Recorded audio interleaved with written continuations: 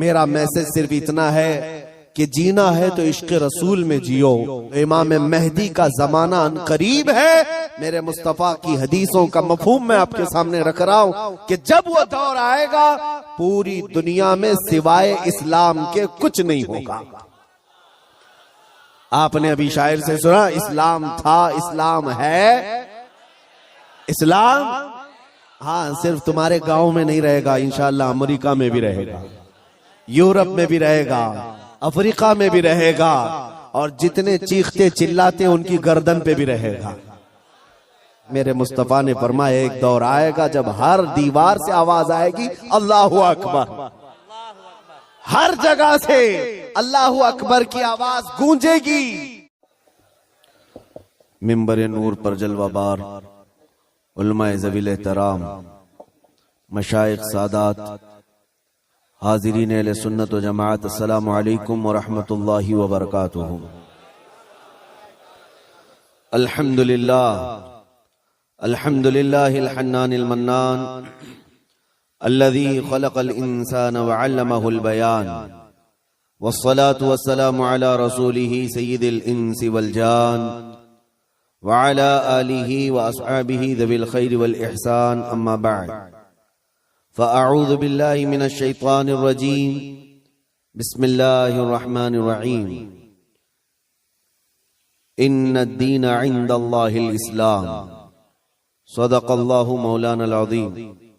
بارگاہ رسالت مواب صلی اللہ تعالی علیہ وسلم میں درود پاک کا ہدیہ پیش کریں. اللہم صلی علی سیدنا و مولانا محمد معدن الجود والکرم وآلہ واصحابہ الکرام وابنہ الکریم وبارک وسلم صلاة دائمتا سرمدا ابدا. عزیزان گرامی وقار، رات کافی گزر چکی اور آپ اتنی تاخیر سے یہاں پر بیٹھے ہیں. یقیناً آپ کا جوش و جذبہ اور ولولہ یہ بتا رہا ہے کہ آپ کسی دنیاوی نیتا کے لیے نہیں، تاجدار مدینہ کے لیے بیٹھے ہوئے ہیں. اور یہ امت ہمیشہ حضور پاک صلی اللہ تعالی علیہ وسلم کے نام پر جمع ہوتی رہی ہے. بس کچھ بڑے بننے والے لوگوں نے اس پوائنٹ کو نظر انداز کر دیا اور قوم کو دوسرے کاموں میں جمع کرنا شروع کیا. ہزار پیر آئیں اور نہ جانے جتنے بھی سلسلے ہوں، سب ہمارے سر آنکھوں پر. پیر پر اور سلسلے پر جمع کرنا ایک الگ مسئلہ ہے، لیکن تاجدار مدینہ کی ذات پر جمع کرنا ایک بہت اعلیٰ بات ہے. اور ہر زمانے کا امت کا ایک ترہ امتیاز رہا ہے. ہمارے ہزاروں اختلافات ہم پیٹ پیچھے پھینک دیتے ہیں جب میرے مصطفیٰ کا نام آتا ہے. اللہ یہ جذبہ ہر مسلمان کے اندر قائم و دائم رکھے. مجھ سے پیشتر ناظم اجلاس یا منتظم حضرت مولانا قمر الدین صاحب قبلہ، جن کی دعوت پر میں حاضر آیا، انہوں نے بہت لمبا چوڑا تعارف کرایا. میں اتنا تعارف کے قابل نہیں ہوں اور نہ ہی میں اس طرح کا ہوں جس طرح سے انہوں نے بتایا. میرا ایک مختصر سا تعارف ہے، میرا ایک مختصر سا انٹروڈکشن ہے. بس وہ یہی میرا تعارف مجھے ہر جگہ لے جانے پر مجبور کرتا ہے. مجھے کبھی یہ دیکھنے کو نہیں ملتا کہ مجھے جہاں سے دعوت دی جا رہی ہے وہ کتنا بڑا شہر ہے، کتنا بڑا گاؤں ہے. یہ تو پہنچنے کے بعد ہی پتہ چلتا ہے.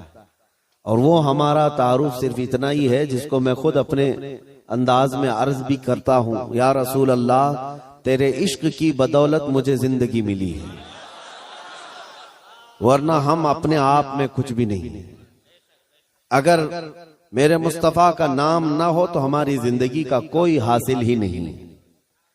یا رسول اللہ تیرے عشق کی بدولت مجھے زندگی ملی ہے، میری بات بن گئی ہے تیری بات کرتے کرتے. سبحان اللہ سبحان اللہ. میری بات بن گئی ہے تیری بات کرتے کرتے. اور ایک فارمولا یاد رکھ لو، ان کی بات کرو ہر دل پہ راج کرو. نبی پاک صلی اللہ تعالی علیہ وسلم کی ذات پاک ایک ایسی اللہ تبارک و تعالیٰ کی بنائی ہوئی یہاں دنیا میں شخصیت ہے کہ ساری دنیا اس ذات کے ارد گرد ہے. وہ جو نہ تھے تو کچھ نہ تھا، وہ جو نہ ہو تو کچھ نہ ہو. تمہارا تعارف، تمہاری عزت اسی نبی سے وابستہ ہے. حتیٰ کہ لوگ مشہور ہونے کے لیے آج حضور پاک صلی اللہ تعالی علیہ وسلم کی گستاخیاں بھی کر رہے ہیں، اور ان کا مقصد صرف اور صرف اپنی قوم میں ہیرو بننا آج ایک فیشن بن چکا ہے دشمنان اسلام کے درمیان. بڑی بڑی کنٹریز میں بھی دیکھنے کو مل رہا ہے جس کو بڑا نیتا بننا ہے وہ حضور پر بھونکتا ہے، اسلام کے خلاف، قرآن کے خلاف. ان ظالموں کو کبھی ڈوب کر مر کر سوچنا چاہیے. ہندوستان ہی کی اگر میں بات کروں، مجھے تو میری اس ادا پر بھی فخر ہے کہ اللہ نے مجھے اگر کچھ عطا کیا ہے تو میرے رسول کے صدقے میں عطا کیا. کسی دوسرے پہ بھونک کر تو مشہور نہیں ہوا.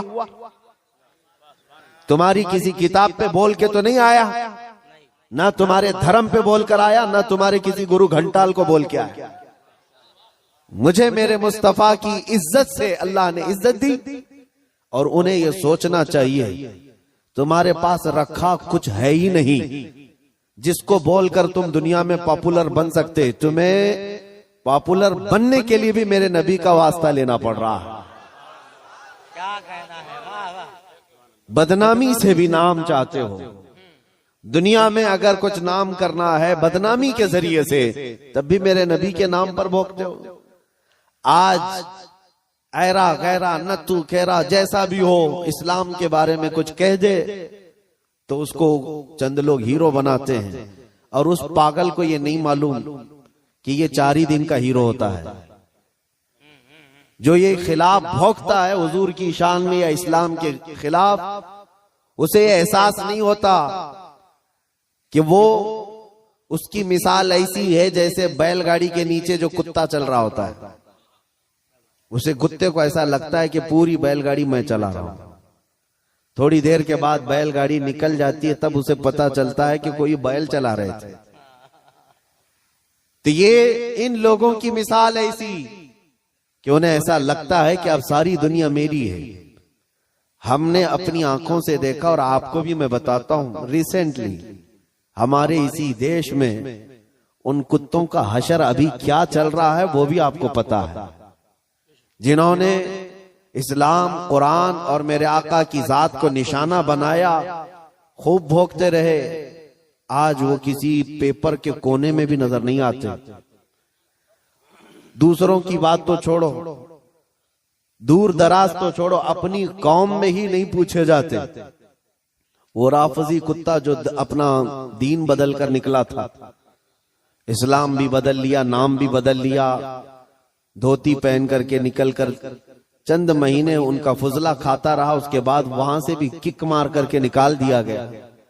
اور اس کے بعد آج حالت کیا ہے. اسی لیے میرے عزیزو یاد رکھو، دنیا کی چند چکا چوند کو حاصل کرنے کے لیے انہوں نے میرے نبی کو نشانہ بنایا. لیکن ایک بات میں بتاؤں، آج سے 1400 سال پہلے نبی پاک صلی اللہ تعالی علیہ وسلم کی شان میں حسان بن ثابت نے کہا تھا، یا رسول اللہ آپ سے زیادہ حسین میری آنکھوں نے دیکھا، سبحان اللہ، سبحان اللہ، آپ سے زیادہ خوبصورت کسی ماں نے جنا نہیں. انہوں نے حضور کی تعریف کی تھی، اللہ تعالیٰ نے ان کا نام آج تک زندہ رکھا ہے. سبحان اللہ. حضور کی شان میں تعریف کرنے والے. باقی جو بھونکنے والے تھے ان کے تو نام بھی یاد نہیں لوگوں کو. جو اسلام کے خلاف دسیسہ کاریاں کرتے ہوئے اپنی زندگیاں تباہ کر گئے. میں آپ سے پوچھتا ہوں، جس نے بغداد میں مسلمانوں کی کھوپڑی سے مینار بنا دیا تھا، وہ چنگیز اور ہلاکو، ان کی قبریں کہاں ہیں؟ ذرا ڈھونڈ کے دکھاؤ. ان کے نشانات کہاں ہیں؟ ان کی اولادیں کہاں ہیں؟ ان کے تاریخ میں وہ مقامات کیوں نہیں آج؟ لیکن آج ہندوستان ہی نہیں، دنیا اسلام کے جس خطے میں بھی جاؤ، حضور پاک صلی اللہ تعالی علیہ وسلم کے عشق میں بولنے والا امام احمد رضا ہر جگہ بولا جاتا ہے. واہ واہ واہ واہ واہ واہ واہ. امام احمد رضا کا چرچا ہر جگہ ہوتا ہے. کیوں ہوتا ہے؟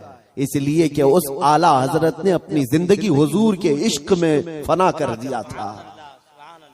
اسی لیے انہوں نے کہا تھا یا رسول اللہ کہ جان کی اکسیر ہے الفت رسول اللہ کی، خاک ہو کر عشق میں آرام سے سونا ملا، جان کی اکسیر ہے الفت رسول اللہ کی.